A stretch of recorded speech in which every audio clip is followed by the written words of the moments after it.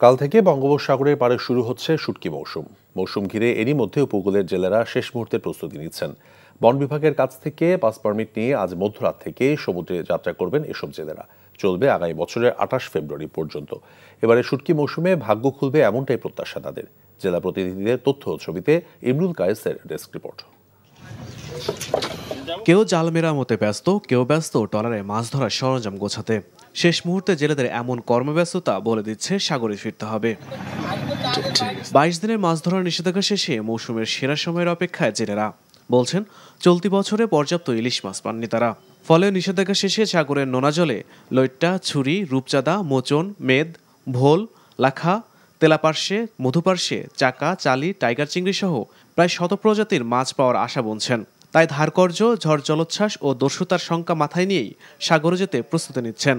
যত ঘর বাতা যত সরঞ্জাম লাগবে সব আমরা নিয়ে যাচ্ছি। এবছর তো আশা করি যাত্রী উপর আল্লাহ ভালো ইনকাম দেবে। এবারে শুটকি মৌসুম ২৬ অক্টোবর থেকে শুরু হয়ে আগামী বছরের ২৮ ফেব্রুয়ারি পর্যন্ত চলবে। এ সময় জেলেরা বঙ্গোপসাগরের আলোরকোর, শ্যালোরচর, নারিকেলবাড়িয়া, অফিস কেল্লা, মেহেরালির চর ও দুবলার চরে অস্থায়ী ঘর নির্মাণ করবেন।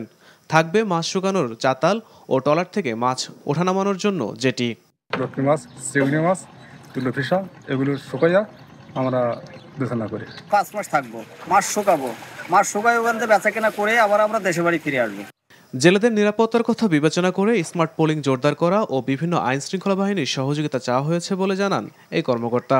আমরা কিছু ডাকাতের আনাগোনা টের পাচ্ছি, কিছু জেলেকে অপহরণ করার কিছু সংবাদও আমাদের কাছে আসছে।